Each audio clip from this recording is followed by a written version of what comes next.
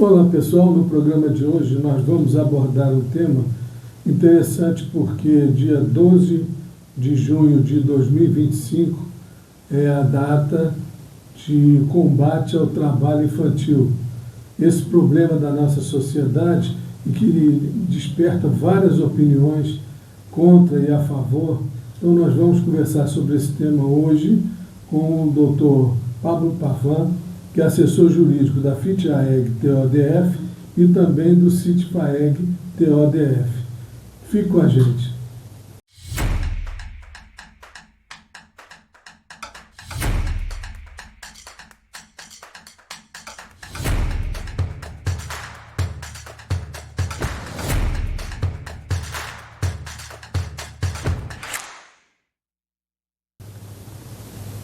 Olá pessoal, estamos aqui na presença do Dr. Pablo Pavan e no dia especial, que além do dia dos namorados, eu parabenizo a você que ama, né, trabalhadora e trabalhador, mas também um dia especial por conta do combate ao trabalho infantil. E nós vamos conhecer um pouco mais sobre esse tema.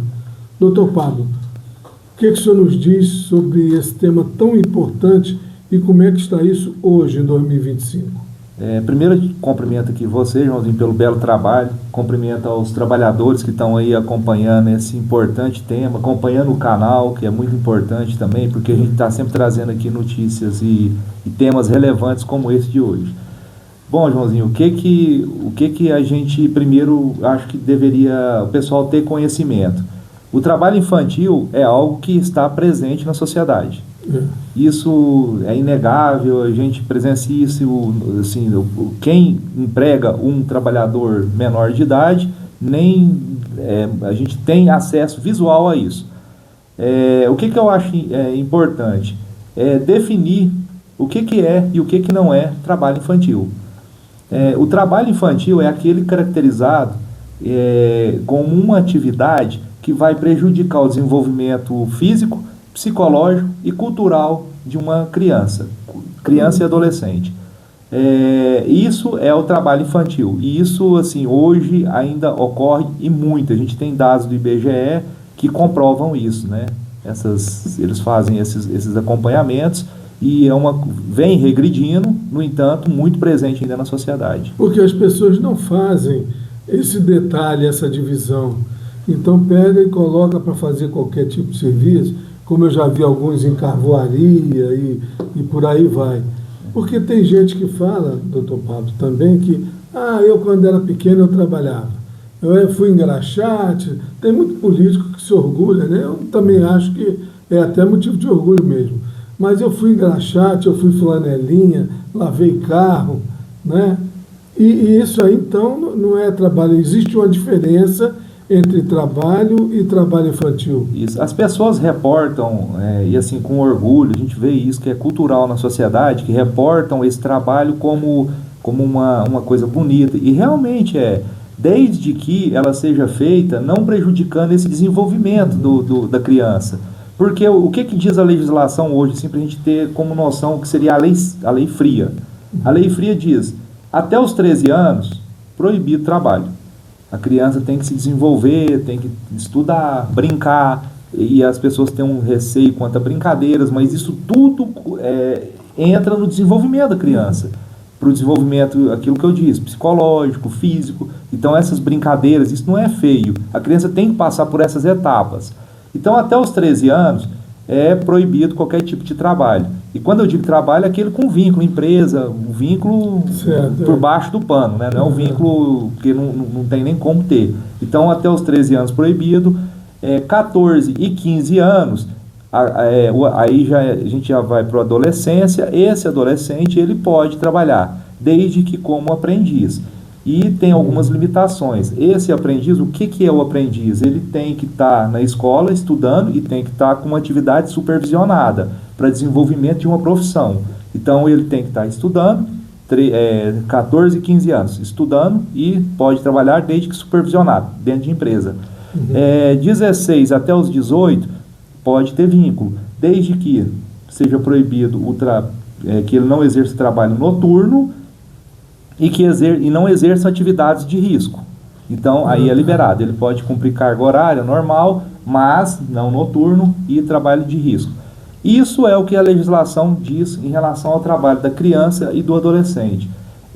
Quando alguém fala, mas eu trabalhava com isso aí, que traz esse assunto, esse tema que as pessoas trazem com orgulho, porque é cultural, não tem problema. Por exemplo, a criança que ela estuda, brinca, mas ajuda o pai no negócio dele, desde que não sejam atividades perigosas, pesadas. Por exemplo, eu não posso pegar uma criança e botá-la para ficar descarregar um caminhão. A gente vai botar saco nele, tal, para ele carregar peso, isso não pode. Mas aquela criança que acompanha o pai, aquela criança que eles falam do engraxate, desde que não haja uma atividade extenuante, tem que olhar o caso, que ela está ali como um desenvolvimento mesmo, não tem problema. Agora, tem que se analisar caso a caso. Então as pessoas, quando elas trazem isso, por exemplo, político, eu era engraxate, provavelmente não passou por esse desgaste. Ele vinha de uma família que dava suporte, e ele, não, eu quero vender laranjinha, isso é normal, eu vou ajudar em casa, isso não é trabalho infantil. Agora, em casa, a mãe, ou a tia, ou algum parente, traz uma trouxa de roupa para a pessoa que traz de outras pessoas, né, que ela pega a roupa para lavar, e põe a criança para fazer, aí já muito provavelmente vai caracterizar esse trabalho infantil. Então, depende da atividade. Não é que a criança esteja proibida de fazer tudo. Ela auxiliar em casa, desde que não crie desgaste e que não prive ela desses desenvolvimentos. Somente da escola, né? Exatamente. E também, gente, brincar, que a gente está falando aqui, é brincar, é amarelinha, é jogo de bola de gude, futebol, não é brincadeira de celular, que também não resolve. Exatamente. Só piora a situação. Né? Vicia a criança na tela. Exatamente. E até é complicador. Então, hoje ainda tem muito isso? Tem. Eu trouxe até aqui uns dados do IBGE. Hoje, para você, em 2023, crianças e adolescentes de 5 a 17 anos que caracterizaram o trabalho infantil, com todas essas características degradantes. A gente tinha 1,6 milhões no Brasil, em 2023. Estou falando de ontem, né? Desses, segundo o Ministério da Saúde, de 2007 a 2017, eles tiveram registro, e eu digo registro quando isso chega ao conhecimento do poder público, de 40.849 acidentes de trabalho, envolvendo crianças e adolescentes. Você vê um número grande para as nossas crianças, né? Isso o que chega ao conhecimento. Porque provavelmente muitos acidentes não chegam ao conhecimento do poder público. Às vezes até quase o dobro disso aí. Com certeza. Porque não vai chegar no hospital, no coisa, dizer, não, eu estava trabalhando ali. Exatamente. Então, há essa omissão.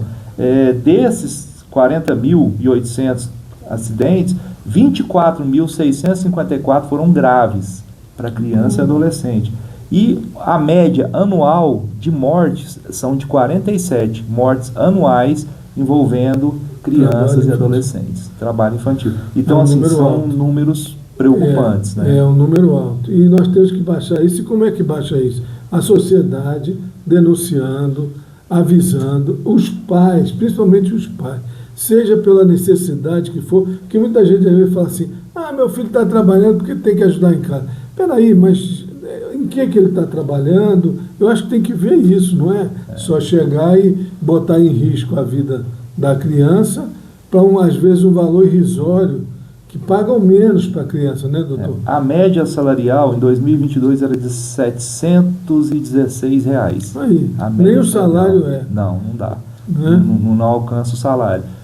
Essa questão de trabalho infantil pega muito nisso, que é a questão social, a questão de problema econômico, que a família ali ela não tem, às vezes, forma de subsistência, e aí precisa que essa criança abandone tudo e vá trabalhar. Então é muito complicado isso. Tem casos que a gente sabe que a criança sustenta a família. Exatamente. Né? Hoje, quais são as formas que a gente enxerga de combate a isso? Primeira coisa é fiscalização.